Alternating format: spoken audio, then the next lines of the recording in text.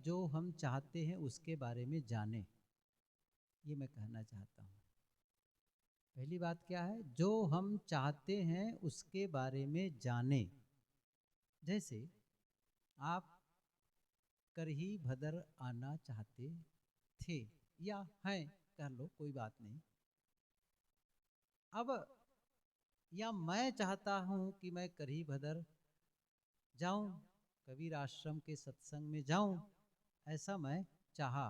लेकिन तब मुझे पता होना चाहिए कि करही भदर ये कहाँ है, ये पता होना चाहिए ना। अच्छा, ये भारत में है कि चीन में है कि जापान में है कि अमेरिका में है। अच्छा, मान लो हमने थोड़ा से पता किया भारत में है, तो भारत में किस प्रांत में है ये तो पता चले।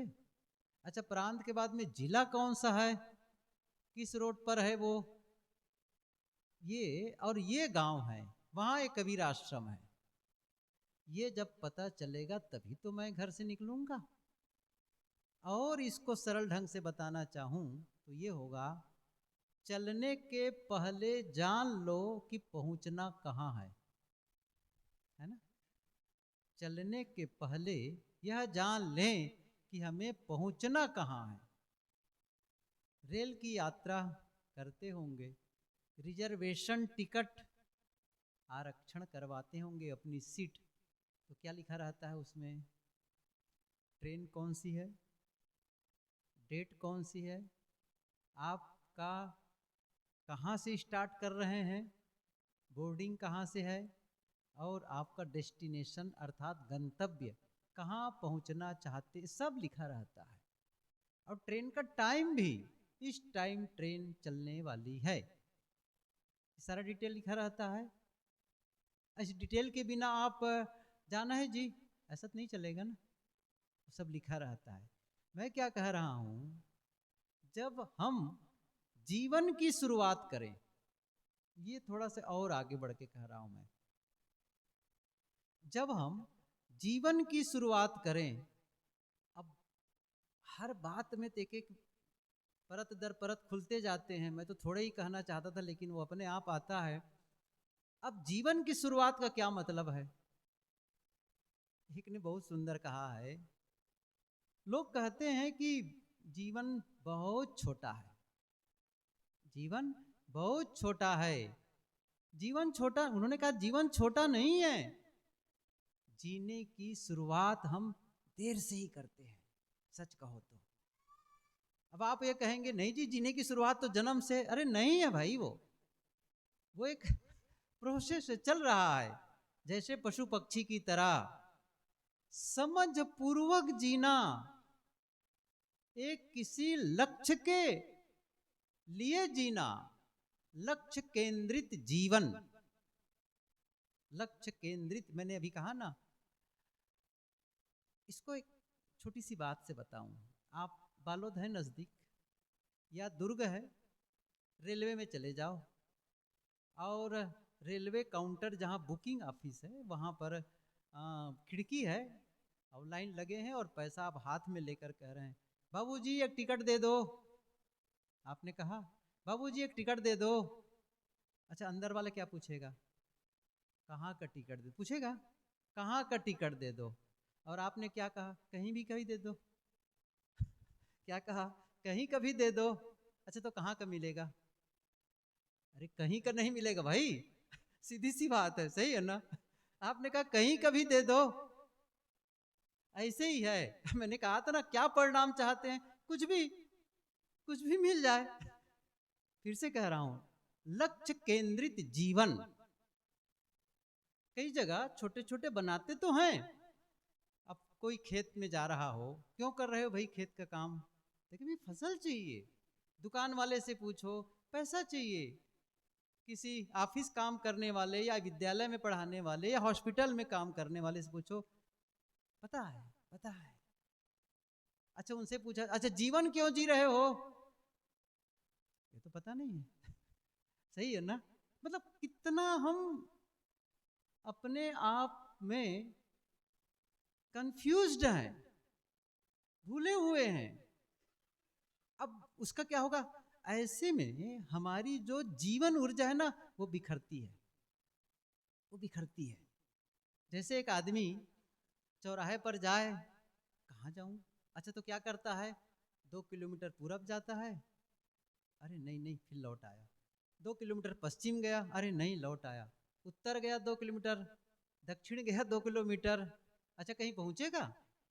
साहब की पंक्ति याद करो, कबीर साहब जी की, खसम बिन तेली के बैल भयो, खसम बिन तेली को बैल भयो, बैठत नाही साधु की संगत नाधे जन्म गयो। अब बताता हूँ। अच्छा तेली लोग तो बैठे हैं, कहना क्या है उसके लिए। अब आजकल थोड़ा कठिन है कोल्हू के बारे में बताना बच्चों, मैं सही पूछ रहा हूँ, आप अपने बच्चों से पूछे कोल्हू जानते देखे हो कभी, नहीं, क्या होता है कोल्हू, सही है ना। मैं देखा हूँ। और वो जो मास्टर जी की जिनका भंडारा था ना, वो सखाराम जी मैं जब छोटा था, बहुत पुराना संबंध है, जब उनके घर जाता था, बहुत छोटा था, तब देखता उनके बड़े भाई कोल्हू चलाते थे, तेल पेरते थे बैठ करके। वो देखा, एक गांव में भी था, जिस गांव में था मैं जन्म लिया, उस गांव में भी था, बहुत छोटा था तब देखा था कोल्हू। अब वो साहब के समय तो बहुत ज्यादा रहा, वहीं से तेल ही निकलता था। अब साहब क्या उदाहरण दे रहे हैं, खसम बिन अर्थात उस पति के बिना, उस आत्मा या परमात्मा जो भी नाम ले लो, मतलब वो लक्ष्य मैं यहां पर करता हूं, जो जहां आप पहुंच करके पूर्णता महसूस करते हैं, तृप्ति महसूस करते हैं, और वहां पहुंचने के बाद में कोई काम बाकी नहीं रहता है लक्ष्य पहुंचना उस मंजिल तक जिसके आगे राह नहीं, जिसके आगे राह समाप्त, समाप्त राह वाला बनो। तथागत बुद्ध ने कहा गत ध्वनो विशोकस्य विपमुत्तस्य शब्दि, बहुत बढ़िया पंक्ति। क्या कहते हैं, गत ध्वनो, अध्वन कहते हैं रास्ता को, गत समाप्त रास्ता वाला बनो। अब आगे चलना रह ही नहीं जाए, अर्थात आप पहुंच गए लक्ष्य में। कहाँ के लिए चले थे, करही भदर, अब यहां आकर के नहीं जी मुझे चलना अच्छे, अब इसी में गोल गोल घूमो, अब क्या कहेंगे, क्या कर रहे हो जी, नहीं मुझे चलना है करी बदर के लिए। अरे भाई वहीं तो आ गए हो, फिर चलना नहीं है, समाप्त, जहां चाहते थे वहां पहुंच गए। तो साहब क्या कहते हैं, खसम बिना, उस लक्ष्य को पाए बिना, उस संतुष्टि को पाए बिना, उस पूर्णता को हासिल किए बिना क्या दशा हो गई है, तेली को बैल, समझ गए ना, तेली का बैल। अब बता देता हूं, सब पुराने लोग तो जानते ही हैं। एक बैल, उसमें कोल्हू में नाद दिया जाता, फान दिया जाता था, और आंख में भी शायद उनको चक्कर ना, मैं नहीं जानता हूं, जो भी कारण हो, तो वो उसको हाँक देते थे, चलाते रहता था, और कोल्हू का बैल घूमता था। कहाँ घूमता था, गोल गोल गोल गोल गोल गोल, सुबह से शाम तक चल रहा, पहुंचता कहाँ था, बस बात यही है, पहुंचता कहाँ था, समझ रहे हैं ना, जहां से शुरू किए थे वहीं। यदि उसको सुबह से हाँक देते, चलते ना, धमतरीत पहुंच ही जाता, यहां से पहुंचा ही नहीं।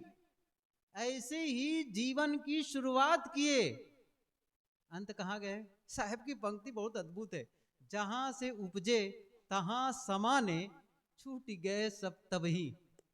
सोचो जरा से, ये कितनी बड़ी बात साहब कहते हैं, जहां से उपजे तहां समाने, मतलब आपने जीवन में कोई प्रगति ही नहीं की। देखो, जीवन की गतिविधियों को प्रगति न मान लें। जैसे एक लकड़ी का घोड़ा ऐसा होता है ना, झूलने वाला, उसमें बैठ करके सुबह शाम से झूला करे, अच्छा कहाँ तक पहुंचेगा वो, वही रटोली वाला समझ लो ना भाई, चक्कर वाला, ऐसे चक्कर होता ना पहले, कहीं नहीं पहुंचते हैं। मेरा मतलब है वो जीवन की सार्थकता नहीं है, लक्ष्य केंद्रित जीवन। अब वो मैं जो पूछ रहा था कि जीवन में सार्थक जीवन किसे कहते हैं, बात अब यहां पर हुई।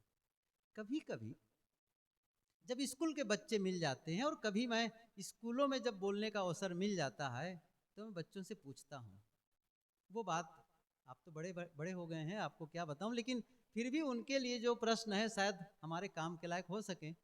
मैं कहता हूँ, अच्छा ये बताओ, सफल होना चाहते हो? कितने लोग सफल होना चाहते हैं? सब हाथ उठाते हैं। अच्छा मैं कहता हूँ, सफलता कहते किसे हैं? सफलता कहते किसे हैं? बहुत हैरान होते हैं बच्चे, सफलता किसे कहते हैं? मैंने कहा तुम सफलता किसे कहते नहीं जानोगे तो पहुंचोगे कैसे? कैसे प्राप्त करोगे? क्यों नहीं बता देते आपके मास्टर साहब सफलता किसे कहते हैं? क्यों नहीं बताते थे घर वाले कि सफलता किसे कहते हैं?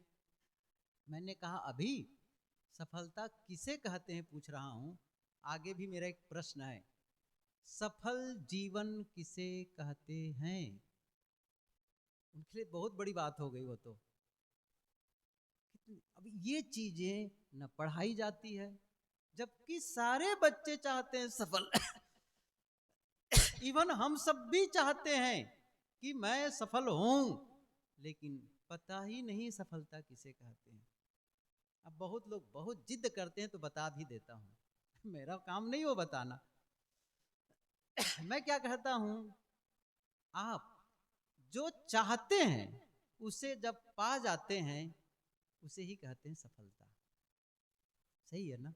जैसे एक विद्यार्थी ने ये क्या चाहा, मैं 95% मार्क्स लाऊं, ये उसका लक्ष्य रहा और सचमुच 95 आ गया, क्या कहेगा?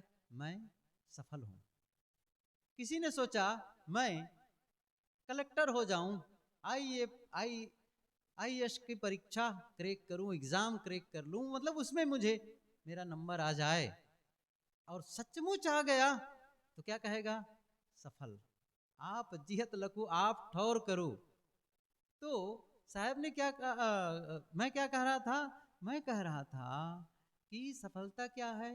जो आप चाहते हैं वो आप पा जाते हैं। अब बात आई है सफल जीवन की, है ना? अब बात आई सफल जीवन। तो जीवन में क्या चाहते हैं, और जो जीवन में आप चाहते हैं उसे जब पा जाते हैं तब क्या कहेंगे? सफल जीवन, सार्थक जीवन। आप किसी को तो देख के लगता होगा ये सफल जीवन जी रहा है, या आपको ही लगता है यह सब मेरे जीवन में हो जाएगा तब अपने आप को मैं मानूंगा मेरा जीवन सार्थक है, मेरा जीवन सफल है, ये तब मानूंगा। कौन स्थिति आ जाए आपकी तब मानोगे? कोई निर्धारण है? कोई बेंचमार्क है? कितना बड़ा मकान बन जाएगा तब आप मानोगे कि मैं सफल जीवन जी रहा हूं? अच्छा कितना धन इकट्ठा कर लोगे तब? कितना बड़ा परिवार हो जाएगा तब मानोगे? कितने ऊंचे पद पर पहुंचोगे तब होगा? कोई है निर्धारण? नहीं है भाई, सोचा ही नहीं गया है, सोचा ही नहीं गया है। भाई तो कह रहा हूं, केवल इतना ही करते हैं, दैनिक रूटीन, बस। क्या करेंगे? कमाएंगे, खाएंगे, बाल बच्चा पैदा कर लेंगे, उनको पाल पोस के बड़ा करेंगे, और आपस में बहुत सारी लड़ाई झगड़ा कर लेंगे, और अंत में ऐसा करते करते खत्म। हुआ ना? यही तो हो रहा है, आसपास में देख रहे हो, वही तो हो रहा है। अच्छा क्या उनको सफल मानोगे? एक आदमी मरने के पहले उनसे मिलने जाओ, मरने के पहले मिलने, या फिर बुढ़ापा में मिलने जाओ जर्जर अवस्था में, तब ऐसा लगेगा कि अब ये इनसे कोई नया काम नहीं होगा, कोई नई शुरुआत नहीं होगी। उससे पूछो, बाबा जी आपको अपने जीवन की सफलता लगती है? अच्छा आपको क्यों लगती है कि आप सफल हो गए हैं? क्या आपने अचीवमेंट किया है? क्या हुआ है? क्या ये बताने से काम चलेगा? अरे बिल्कुल गरीब घर में जन्मा था, इतनी जमीन खरीद ली, इतना बड़ा मकान बना लिया, मेरे इतने बच्चे हैं, ये है, और मैं वहां अफसर रहा, वहां वो रहा, वो नेता रहा। मानोगे? आप समझ रहे हैं मैं क्या कहना चाहता हूं? बिल्कुल साफ है ना? मैं और थोड़ी सी बातें को और डीप ले चलता हूं। मान लो हमारे देश का राष्ट्रपति हो, प्रधानमंत्री हो, किसी स्टेट का मुख्यमंत्री हो, वो मर गया। न मरे, हमेशा हमेशा रहे हमारे प्रधानमंत्री, कोई दिक्कत नहीं है, तो मान लो वो मर गया, या पूर्व राष्ट्रपति, पूर्व प्रधानमंत्री वो मर गया।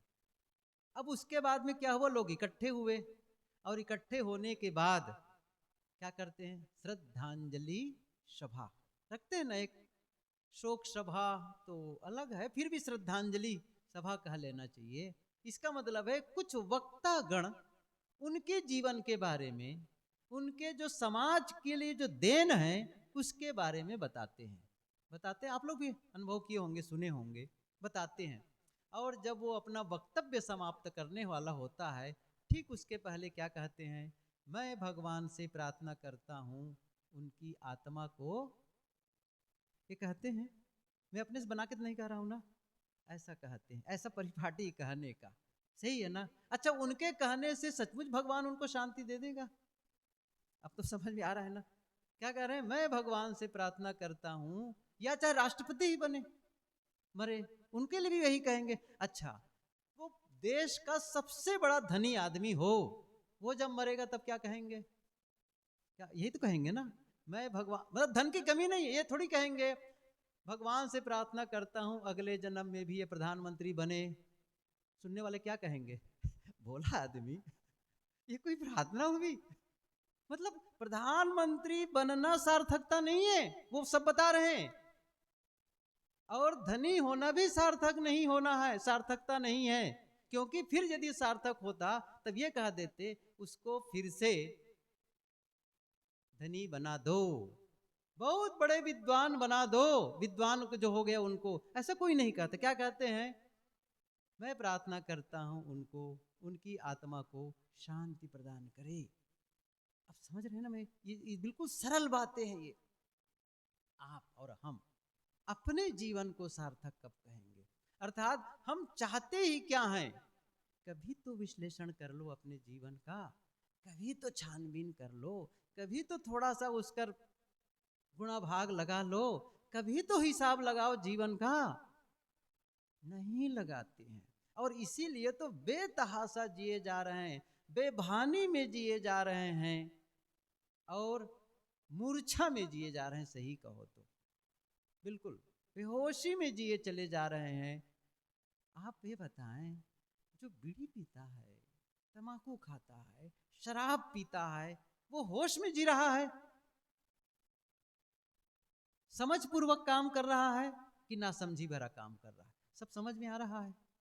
किसी के साथ में दुर्व्यवहार कर रहा है, छल कपट कर रहा है, हिंसा कर रहा है, न जाने कितने कुकर्म में लगा हुआ है, क्या वो होश में जी रहा है?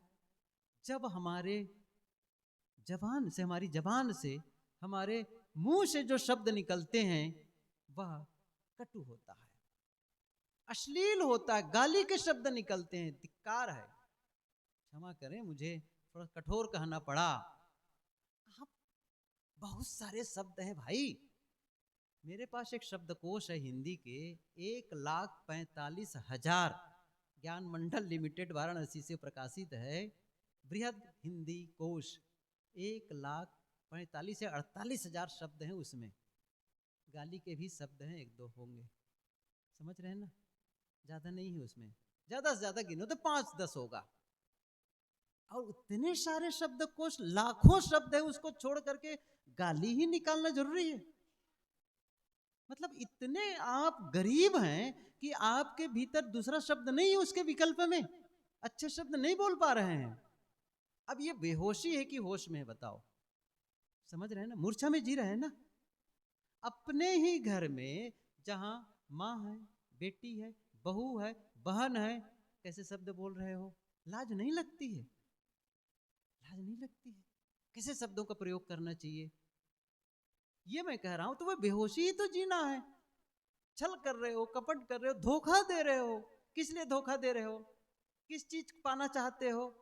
थोड़ी सी जमीन बढ़ जाए, थोड़ा सा धन बढ़ जाए, थोड़ी प्रतिष्ठा बढ़ जाए, थोड़ा मुझे बड़े पद मिल जाए। क्या कर रहे हो? क्या बेच रहे हो? क्या दे रहे हो उसके बदले में? अपना जमीर बेच रहे हो, अपनी आत्मा बेच रहे हो, और क्या पा रहे हो? वह पा रहे हो जिससे एक दिन छुटना ही है। कमाल का जीवन है। ये क्या कह रहा हूं, हिसाब लगाए जीवन के बारे में। सोचे, यदि मैं किसी का 1000 रुपया लिया, तो भीतर वालों को पता है ना 1000 रुपया लिया, तो क्या बताए, अंतरात्मा को मैंने बेच दिया। कितने में? 1000 रुपया में। कमाल की बात है। जिसको हीरा भी कहना, हीरे के समान कहना भी गलत है। ये सबका मूल्यांकन करने वाला, ये इतनी संपदा है, तो आत्मा, इससे बढ़कर और क्या हो सकता है। और उसको हमने बेच दिया, हमें ये धन मिल जाए। क्या साधना रह गई और क्या मनुष्यता रह गई। इतनी सी बात, यदि जीवन का हिसाब लगा लेते ना, हम हिसाब किताब करना जान जाते ना। एक कव्वाली में पंक्ति आई है, गुरुदेव जी कभी कभी कहा करते थे, जिंदगी को जो समझा जिंदगी को रोता है। जिस दिन जिंदगी के महत्व को समझेंगे, ये फिर मिलने वाला नहीं है, ये अवसर मिलने वाला नहीं है। आज बहुत लोग हैं जिन्हें दिखाई नहीं देती है, अंधे हैं, मुझे आंख है। कई लोग हैं जिनके पैर नहीं, हाथ नहीं, कान नहीं, मुंह नहीं, मुझे वह सब मिला है। समझ रहे ना। अब कितना सुलभ है ये सब करना। अब साधना करना, कल्याण करना, सुंदर जीवन जीना, सफल जीवन जीना कितना सुलभ है। और इतना सुंदर हमें अवसर मिला, इतनी सुंदर व्यवस्था मिली, इतना बड़ा परिवार, इतना अच्छा समाज, और सदगुरु कबीर साहब जी का इतना सुंदर ज्ञान। और उसके बावजूद हम अपने पैर को नरक में ढाले चले जा रहे हैं। नहीं बंधु, ये जीने का सही तरीका नहीं है। अब क्या करना है, यू टर्न, बस मोड़ दो। भूल हो गई, ठीक है, आज तक के हम नहीं समझ रहे थे, बस अब मैं वह नहीं करूंगा जो आज के पहले करता था। अब मैं वैसा नहीं बोलूंगा जो आज के पहले बोलता था, वैसा नहीं सोचूंगा जो पहले मैं सोचा करता था। देखो, आपके विचार बदले, आपके शब्द बदले, आपका व्यवहार बदले, कार्य बदले, जीवन का स्ट्रक्चर बदल जाएगा। जीवन का स्ट्रक्चर बदल जाएगा। मैं हिसाब के बारे में बात याद आ गई तो एक उदाहरण दूं पहले, और मैंने दिया पहले, आज और देना चाहता हूं। हम लोग सब भूलन लाल है ना, भूल ही जाते हैं, हर बार वही बातें कहता हूं, हमारे संत आते हैं वही कहते हैं, लेकिन फिर से मैं ताजा कर देना चाहता हूं। संत एकनाथ, महाराष्ट्र के संत, नाम सुने होंगे, बहुत लोग सुने, संत तुकाराम और संत एकनाथ। अब इसके बड़े कहानी, अभी मैं उसमें जाऊंगा फिर वो मेरा उसी में समय खत्म हो जाएगा कि कैसे उन दोनों के जीवन की कैसी कैसी घटनाएं घटी। छोड़ो अभी। संत एकनाथ जब छोटे थे, नन्हा बालक थे, तो अपने गुरु के यहाँ शिक्षा लेने गए, शिक्षा के लिए, अध्ययन के लिए गए। स्वामी जी, उनका नाम था स्वामी जनार्दन। स्वामी जनार्दन उनके आश्रम में रहा करते थे, विद्या अध्ययन करते थे। और स्वामी जी ने, गुरु जी ने उनको एक काम सौंप दिया। देखो बेटा, तुम हो तो तुम एक काम, आश्रम का एक जिम्मेदारी तुम्हें दी जाती है। सबकी अपनी जिम्मेदारी, सब बच्चों की जिम्मेदारी होती थी, उनको भी जिम्मेदारी दी गई। कौन सी जिम्मेदारी? हिसाब किताब करना। जो पैसा आए, पैसा दो खर्च के लिए, लिखो कागज, वो रजिस्टर था, रजिस्टर में लिखा करो, दे दिया करो, लौटाए मान लो, या जैसा भी खर्च लिख लो, क्या लिया गया, कितना दिया, सब लिख करके हिसाब रखो। वो बड़े इतना, तो शुरू से ही वो नहार बिरवान के वो चिकने पात, बड़े अच्छे साधक। तो वो लिखने लगे। एक दिन 1 पैसे का हिसाब नहीं मिला। शाम के टाइम जब मिलाया, 1 पैसे का हिसाब नहीं मिला। अब बिना हिसाब पूरा किए वो कैसे भोजन कर सकता है, या कैसे वो नींद ले सकता है? हम लोग होते छोड़ो, वो नहीं कर सकते थे। यही तो अंतर है ना उनमें और हम में, यही तो अंतर है। इसीलिए तो लोग ऊंचे की ओर चले जाते हैं, बस यही है अंतर। अब हम लोग क्या करते हैं, अरे क्या फर्क पड़ता है, एक चलो, बस यही अंतर डाल देता है। और ये छोटा सा अंतर, समझ रहे हैं, बहुत बड़ा जीवन के अंत में। फ्लाइट, जो एरोप्लेन है ना, उसका जो नोज है ना, काकपीट जिसे कहते हैं, वो शुरुआत है। यदि वो जब चले और वहीं से केवल वो 1 इंच भी ऐसे घूम जाए, 1 इंच, समझ रहे ना, 1 इंच अपनी दिशा से घूमे, तो वो जानते हो जब वो डेस्टिनेशन में पहुंचे तो कहाँ पहुंच जाएगा? अहमदाबाद की फ्लाइट मुंबई पहुंच जाएगी। इतना अंतर होगा, अभी शुरुआत है, अब जब से बढ़ता चला जाएगा ये। ऐसे ही एक छोटी सी उसने कहा, और वो पूरे जीवन के अंत में रिजल्ट देता है, एक असफल जीवन, दूसरा सफल जीवन। तो हिसाब नहीं मिला उनको। अब हिसाब करते करते, याद करते करते, ख्याल फिर जोड़ना, फिर ख्याल करना, ऐसा करते करते 12 बज गए रात में, सोया ही नहीं। ऐसा करते करते 3 बज गए, वो बेचैन। और तब अचानक ख्याल आया, क्या? अचानक ख्याल आया, अरे वो 1 पैसे का तमुक सामान आया था, उसको लिखा ही नहीं, बस वो लिखना ही रह गया था। और जैसे ही उसको स्मरण में आया, 1 पैसा यहाँ खर्च हुआ है, और अचानक मतलब अनायास, बिना प्रयत्न के, आयत्न ही, जोर से उनके अंदर से आवाज आ गई, मिल गया, मिल गया, मिल गया। अब उन्हें ये भी नहीं पता कि रात को 3 बजे हैं, बाजू कमरे में गुरुदेव जी हैं। आवाज जैसे सुने, उनके गुरुदेव जी उठे, क्या बात है, इस रात में भी 3 बजे मिल गया कैसे चिल्ला रहा है ये? उनके कक्षा में आ गए, बेटा क्या मिल गया?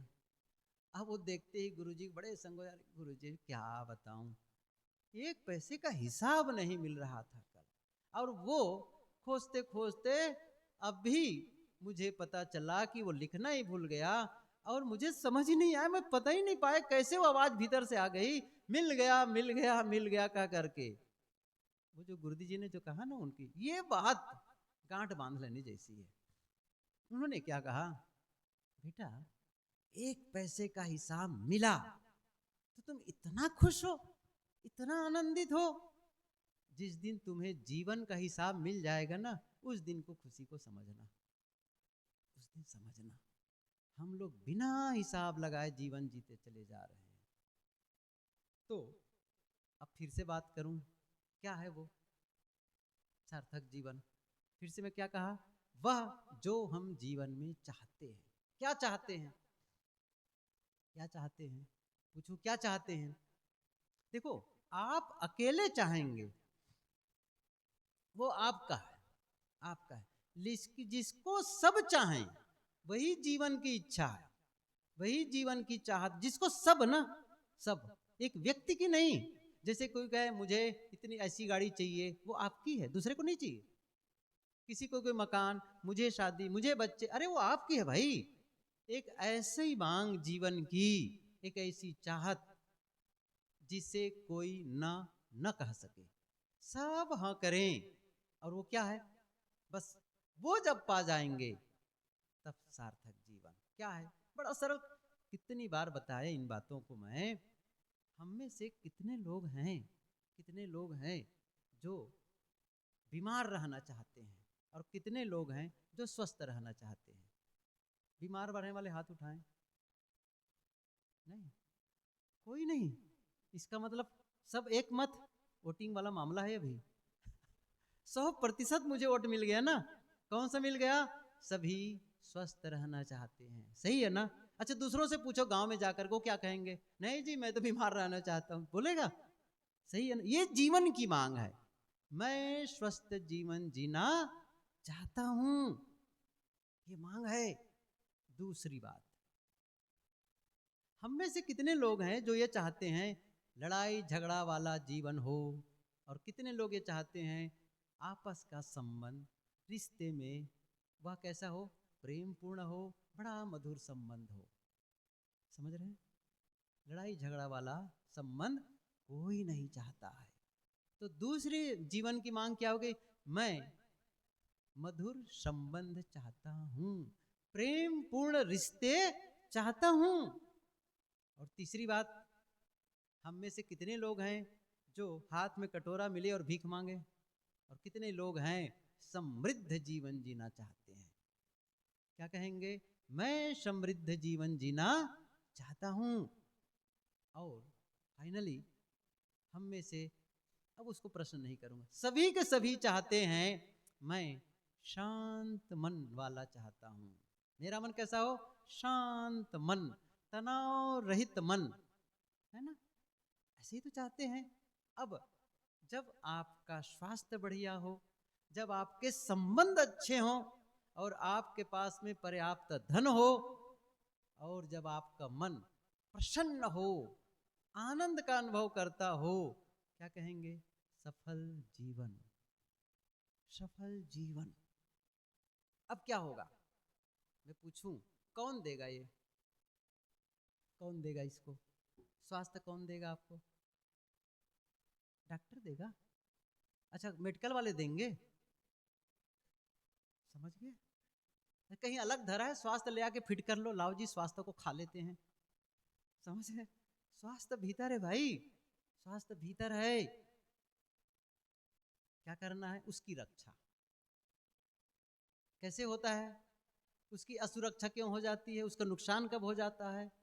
जब हम गलत ढंग से जीवन जीते, खान पान गलत होता है, पूरा लाइफ स्टाइल गलत होता है।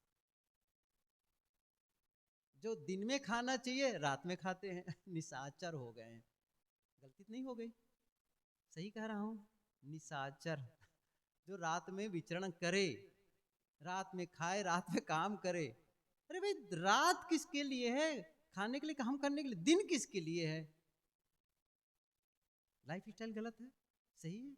और तभी तो हम बीमारी झेलते चले जा रहे हैं, दवाई पर दवाई करते चले जा रहे हैं। बहरहाल, मैं कोई डॉक्टर नहीं, कोई वैद्य नहीं, लेकिन इतना जरूर जानता हूं कि वह भोजन शरीर में डालो जो आपको स्वास्थ्य प्रदान करे। Life food, living food, living food. और दूसरा डेड फूड। लिविंग फूड मतलब जो प्राणवान हो, जैसे कि मूंग है, गेहूं है, उसको जमीन में बो दो, पैदा हो जाएगा कि नहीं हो जाएगा? सही है। धान को बो दो, पैदा हो जाएगा कि नहीं हो जाएगा? मक्के को बो दो, पैदा हो जाएगा। ठीक है। अच्छा, बिस्कुट को बो के देख लो। अच्छा, डबल रोटी को बो के देख लो। अब समझ रहे हैं? वो लिविंग नहीं, वो डेड फूड है। अब खाए चले जा रहे हैं। अच्छा, वो कुरकुरे, मुरमुरे और क्या कहते हैं आजकल, मैगी, क्या है, अच्छा उसको बो करके देख लो। इतना तो समझ में आ रहा है कि नहीं आ रहा है? डेड फूड है भाई, जिसमें खुद जीवन नहीं, आपको जीवन देगा? अरे आपका जीवन ले रहा है वो। प्राणवान अन्न, सीधा सीधा भोजन, इतना सरल काम है ये। सब्जी खरीद के लाती हो या लाते हैं, फल खरीद के लाते हैं, सब्जी खरीद के ले आते हैं, तो उसको घर में रखते हैं, तो 2 दिन 3 दिन के बाद भी बनाओ तो सब्जी खाने लायक रहती है। सब्जी खाने लायक रहती है। सही है कि नहीं है? क्यों ऐसा रहती है? यदि उसको आप माइक्रोस्कोप में देखें, लाइफ एंजाइम, लाइफ एंजाइम होती है। ऐसा कुछ दिखेगा हिलता हिलता डुलता उसमें, ये है। अच्छा, मेरा कहना नहीं है, मैं कौन सा जानकार हूं, इसको कोई रिसर्च करता हूं क्या? लेकिन जिन्होंने किया उनको मैंने सुना, उनका मैंने पढ़ा, उन्होंने कहा लाइव एंजाइम है वो। लेकिन जब आप उसे, भिंडी ले आए, करेला ले आए, अब उसको तेल में इतना छान रहे हैं, इतना उसको जला रहे हैं, अब उसके बाद देखो उसमें सारे एंजाइम मर गए हैं। जितना जलाओगे उसमें कोड होता है, कोड। अब आप लोग कहे साहब का डॉक्टर बनने की कौन जरूरत है आपका? मैं सचमुच नहीं हूं लेकिन मुझे इतना अच्छा लगता है इन सब बातों को मैं बताऊं, ताकि अच्छा जीवन जी सको। जो मैं जानता हूं, अच्छा जीवन जी सको इस चीज में, जीवन को। और ऐसा नहीं है कि जीवन गड़बड़ हो गया तो हम ठीक नहीं कर सकते। एक सूत्र बताते चलूं, आपसे चाहे जितनी गलती हो गई हो, आप बदल सकते हैं। बस देरी कभी भी नहीं हुई है, होती नहीं है देरी।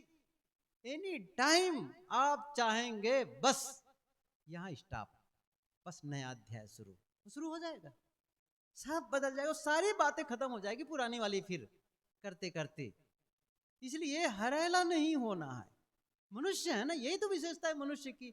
मनुष्य की बहुत सारी विशेषताएं हैं, या कहना चाहिए प्रकृति से वरदान मिला है मनुष्यों को, हम सबको। सबसे बड़ा वरदान क्या है? आज सुन लो, सबसे बड़ा वरदान क्या है? सबसे बड़ा वरदान है मन पसंद के रास्ते का चुनाव करना। मन पसंद के रास्ता, अर्थात अभी तक चले और पता चला गलत रास्ता है, क्या उसे आप वापस नहीं आ सकते हैं? क्या रास्ता बदलाव नहीं कर सकते हैं? क्या वो खो गया है? जिस रास्ते से अभी आप आए हैं वो रास्ता हमेशा खुला है। गलत रास्ते से आए, लौट जाओ, बस। बिल्कुल सरल काम है। कोई रोक रहा है? कोई नहीं रोक रहा है। आप ये तो स्वतंत्र है मनुष्य होने का, वही तो स्वतंत्र है। गलत खान पान, अंडा, मांस, मछली, उफ। अब ये सब मैं इसलिए नहीं कहता हूँ, भगत लोग ही बैठे हैं काहे को इसकी व्याख्या करने की। लेकिन कम से कम आप लोग कहेंगे सादा भोजन करता हूँ साहब। सादा भोजन का मतलब क्या कर रहे हैं? इतना सारा तेल, रिफाइंड, वो भी डबल रिफाइंड, समझ रहे, जिसमें न्यूट्रिशन वैल्यू है ही नहीं है। आप देख लीजिए। अच्छा मैं कह रहा हूं, अच्छा किसी डॉक्टर के पास जाते हैं बीमार होकर के, डॉक्टर क्या कहते हैं बताओ? वही तो कहते हैं बहुत छौंका बघार तेल वाला न खाओ, सादा, ये तो कहते हैं। और मैं क्या कह रहा हूं, हम क्या है, बीमार पड़ेंगे तब देख लेंगे, पहले से क्यों देखें? संयम और एक है पछतावा, एक है अनुशासन और दूसरा है पछतावा। कौन वाला अच्छा है? कौन अच्छा है? पछतावा अच्छा है या फिर अनुशासन अच्छा है? सीधी सी बात है। अब आप पछताना चाहते हैं आगे गड़बड़ करके, वो आप कर सकते हो, या फिर अनुशासित जीवन जी सकते हैं, वैसा हो सकता है। कितना बढ़िया है ये। चलो इसको अभी छोड़ देता हूँ, बहुत लंबा विषय, एक आध दिन अलग से कहूँगा, अभी इस साल तो संभव नहीं है, ये बिल्कुल अलग से सेशन लेने जैसा है ये। तो अब दूसरी बात है संबंध, इस संबंध को भी छोड़ता हूँ, कल बोल दूंगा। साहब खाने का टाइम हो गया क्या? नहीं तो इसको समेट देता हूँ। आइए फिर से, वो सही भोजन डालो, सही भोजन, इसको मैं इस ढंग से बताऊं। थाली है हमारे सामने, आप सबके सामने थाली है ना, मान लो, और थाली में भोजन रखा है, थाली में भोजन रखा है। अब वो चाहे रोटी सब्जी दाल भात हो, सादा हो, छौंका बघार वाला हो, बहुत ही ज़्यादा जलाया गया हो, और या फिर फल फूल सब्जी सलाद हो, वो हो। अभी क्या करें, भोजन थाली में, जब तक क्या कह रहे हैं, भोजन, और जैसे उसको अंदर डाले तब क्या कहेंगे? तब वो भोजन नहीं है, वो शरीर हो गया, या हो जाएगा ना शरीर। जो हम भीतर डालते हैं भोजन के रूप में, उसी से शरीर विकसित हो रहा है। यदि वो भोजन गलत है तो शरीर कैसा बनेगा?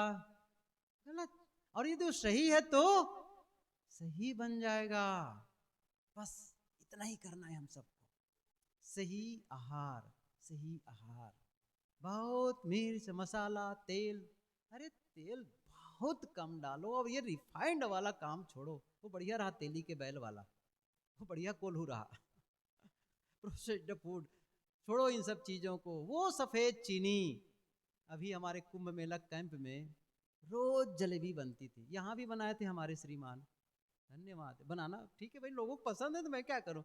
जब मैं खड़े होता था सामने, उधर लेने आते थे, कई बार बताना पड़ता था, खड़ा होता था, और थोड़ा से मुझे हंसी आती थी, और थोड़ा क्या है बताओ, उसमें मैदा है, चीनी है सफ़ेद, और रिफाइंड तेल है। उसमें कहीं भी लैब में टेस्ट करा लो, कोई न्यूट्रिशन वैल्यू नहीं है। मैदा का मतलब डेड फूड, डेड फूड, और रिफाइंड और चीनी, बताओ। और उसको और चाहिए, क्या होगा?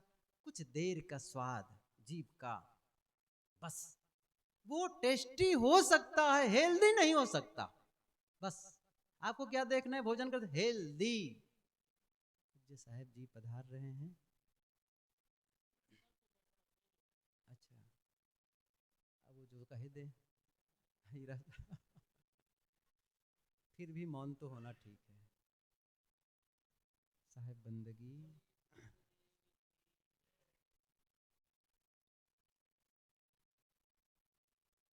बड़े बेर हो गए का मोल बोलत, हाँ नहीं होगा। क्या कहा रहे मैं?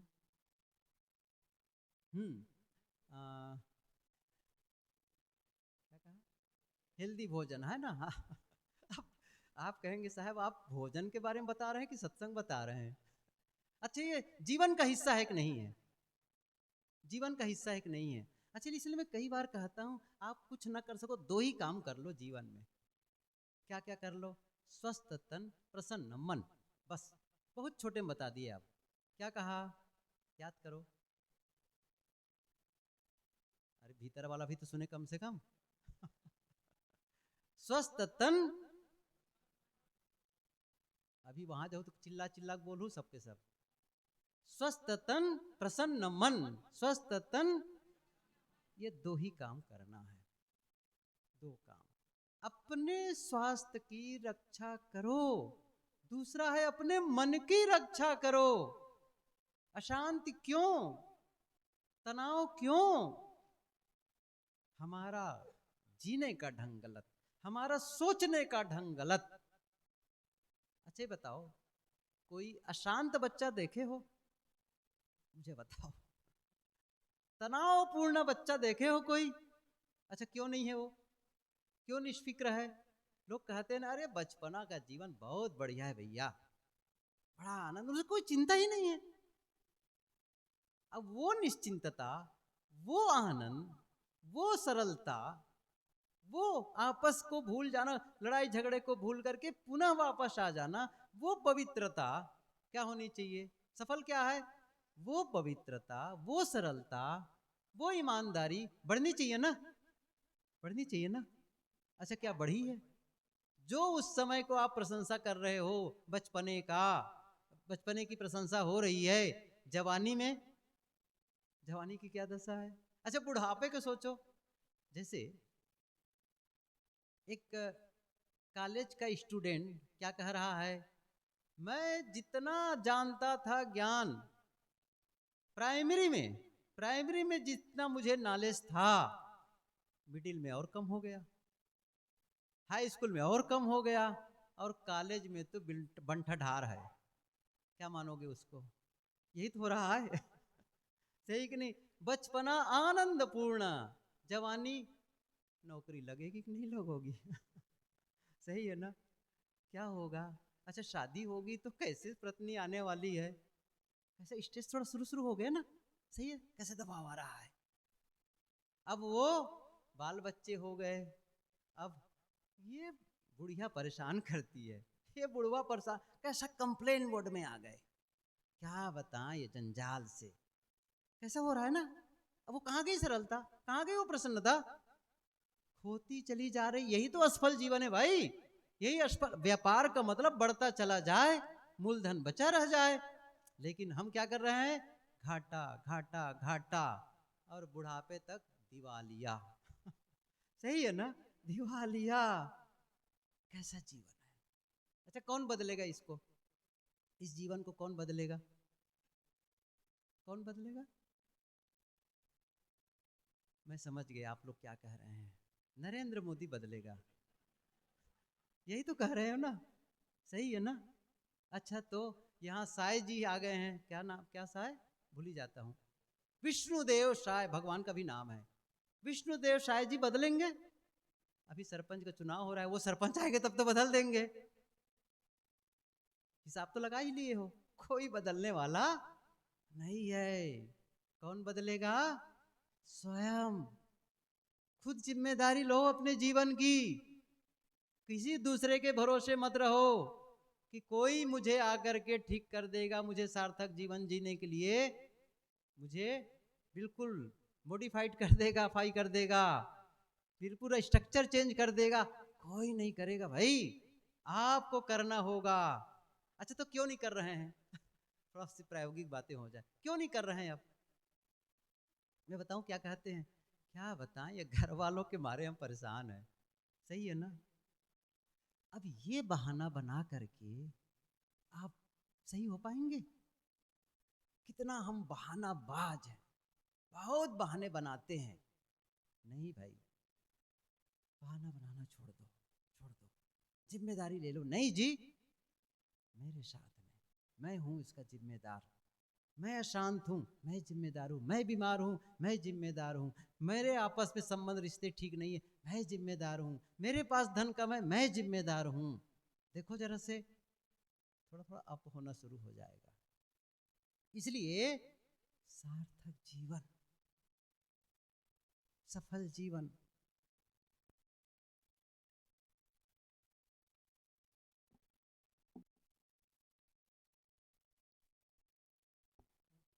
के बजे तक साहब को बचा के पड़ेगा।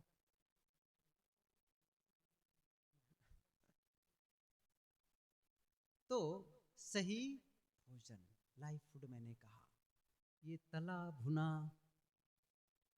और वो सब चीजें बच्चों को भी, आप लोग बच्चों को जो खिलाते हो ना कुरकुरे मुरमुरे और कोल्ड ड्रिंक्स, वो जहर ड्रिंक्स है, जहर ड्रिंक्स। कल मैंने वहां भी कहा था, वो जहर ड्रिंक्स है, वो मत दो, वो मत दो उस चीज को।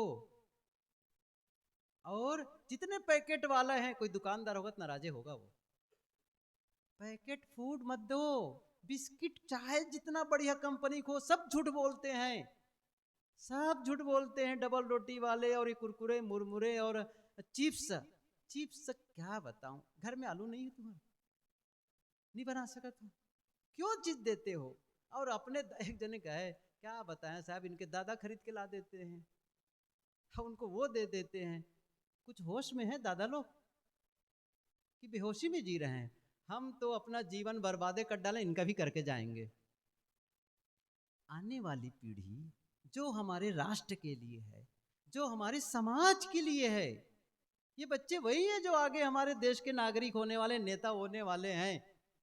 तमाम क्षेत्र में जा करके इंजीनियर, डॉक्टर, वकील होने वाले हैं। क्या दे रहे हैं उनको, क्या बना रहे हैं उसके जीवन को, क्या डाल रहे हैं उसको? नहीं, ये करना है स्वस्थ तन प्रसन्न मन, इतना ही करना है। मैं इसको समझाऊं, इसके महत्व को समझाता हूं। आप बीमार शरीर और अशांत मन लेकर के काम में जाओ, ऑफिस जाओ, शरीर बीमार हो, मन दुखी हो, मन में नाराजगी हो, फ्रस्ट्रेशन हो, अब जाओ वहां पर, अच्छा रिजल्ट लाओगे वहां से? दुकान से अच्छा रिजल्ट लाओगे? किसी भी काम में जाओगे तो अच्छा रिजल्ट लाओगे? अच्छा, अपने परिवार वालों से मिलो, रिश्तेदार से मिलोगे, बीमार शरीर और मन अशांत, दुखी, क्लांत, अच्छा रिजल्ट लाओगे वहां से? क्या कर रहे हो? कोई पूछे फोन से, कैसे हो, क्या बताएं भैया, बस डाउन। शब्द के कंजूस मत बनो। क्या कहना है? बिल्कुल बढ़िया, आनंद का। कभी कभी जब मुझे फोन करते हैं तो मैं कहता हूं उन लोगों को, मैं जीवन का आनंद ले रहा हूं। अच्छा, ये सुन करके उनको मुस्कान आएगी कि नहीं आएगी? अच्छा, मैं कहूं, क्या बताऊं भैया, बहुत बीमार चल रहा हूं, क्या लगेगा? कहाँ कहाँ फोन किए इनको। सही है ना? मैं शिकायत, मेरे साथी लोग मुझे परेशान कर रहे हैं, क्या कहेंगे? साहब आप परेशान हो अपने घर वालों समाज से, क्या कहेंगे वो? सही है ना? नहीं, क्या कहना है? मैं ठीक हूं, मैं स्वस्थ हूं, कोई कंप्लेन नहीं होना चाहिए। ये अच्छा, ये कहना नहीं, फीलिंग महसूस करो इस चीज को। रोज सुबह उठो, कैसा महसूस होना चाहिए? मैं स्वस्थ महसूस करता हूं, मैं अच्छा महसूस करता हूं, सबके लिए प्रेम, सबके प्रति मैत्री का भाव। शुरुआत कैसे कर रहे हैं दिन की? प्रेम प्रेम प्रेम, मैत्री मैत्री मैत्री, करुणा करुणा करुणा, सबका भला हो, है कि नहीं? कितना पॉजिटिव नेस, बिल्कुल अंदर से पवित्रता का संचार हो रहा है, पवित्रता का। हमारे ऋषियों ने यही कहा है, सर्वे भवन्तु सुखिनः। ये मत कहो सुबह उठ करके ओकर घर आगे लग जाए, ओकर एक्सीडेंट हो जाए, है नहीं, होकर रोना ना कहना अच्छा है। सही है ना। और क्या रहेंगे, क्या रहेंगे? सही है कि नहीं है? मुर्दा रहेंगे। और क्या क्या रहेंगे? कितना अच्छा होता मुर्दा रेंगने लग जाता तो, कितना अच्छा होता, आपकी बात लग जाती। ये कितनी बद्दुआ दे रहे हो। कई बार 60-70 के लोग आते हैं, साहब हमारे लायक कुछ बताइए, कुछ आशीर्वाद दे। तो मैं उनसे प्रायः कहता हूँ, बस अब आप सीनियर सिटीजन हो गए, आपका हो गया है, अब ढलान हो गई है, अब आप दादा दादी बन गए, उम्र काफी हो चुकी है। अब आपका एक ही काम बचा है, लोगों को आशीर्वाद दो, बस उनके लिए दुआ करो। जो अच्छा करे कहो तुम्हारा भला हो, और मान लो अच्छा न करे तब क्या कहो, तुम्हारा भला हो। ये साधना बन जाएगी, करके देखो जरा से, ये बन जाएगी।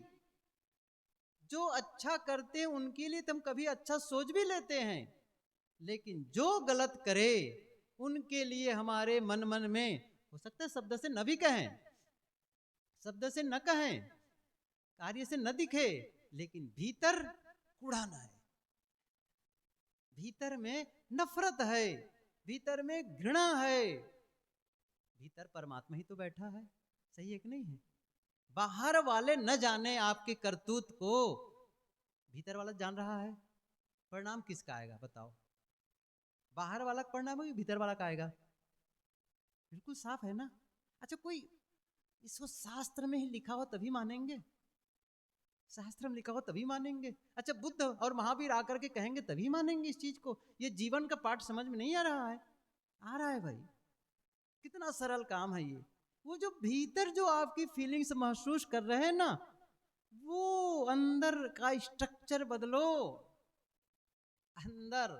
बस मैं कहता हूं ना, ये सारा आयोजन किस लिए है? सुबह सत्रम कहा भी था, इनर कन्वर्शन, आंतरिक परिवर्तन, आंतरिक सुचिता।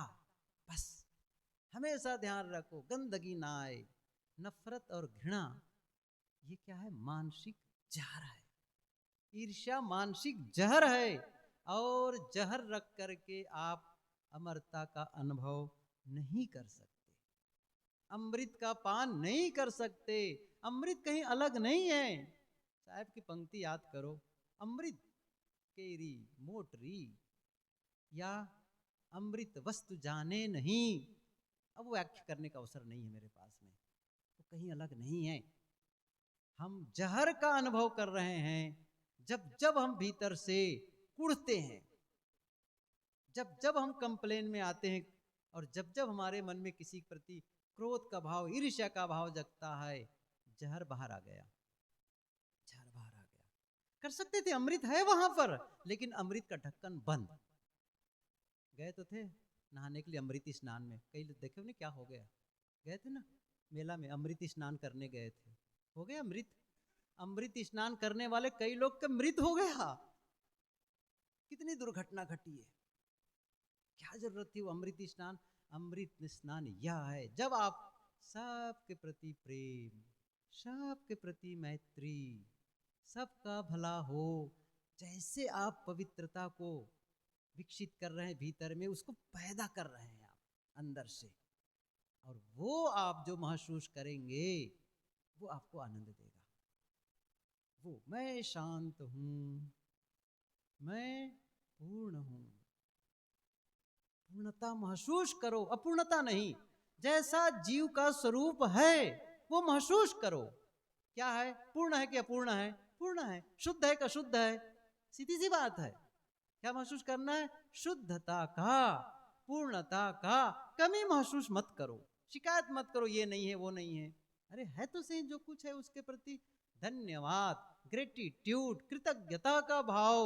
सुबह उठो, धन्यवाद धन्यवाद, इतना भीतर से आप भर जाओ आनंद को कि आपको लगे जब उठो वहां से 1-2 मिनट 5 मिनट के बाद में, ऐसा लगे जैसे कुछ अलग ही जीवन हो गया है, आनंद का आनंद। लेकिन ये हम कर सकते हैं, ये काम ना पैसा लगता है न बहुत समय लगता है, न कोई टैक्स लगता है।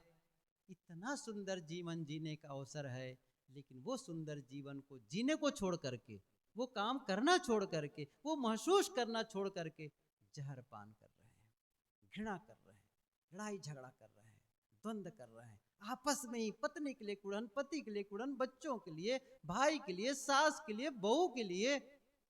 कैसे जीते हैं बताओ? वो जीने का तरीका है।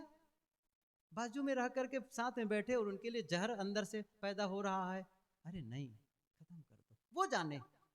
कल सुबह मैं बैठा था तो अचानक एक विचार आया मेरे मन में। हर आदमी में अच्छाई और बुराई है। ये बात खत्म कर दूंगा इतनी सी बातें बता करके। जो विचार आया था उसको मैंने तो नोट्स भी बनाया और पहली बार कह भी रहा हूं आप लोगों के बीच में।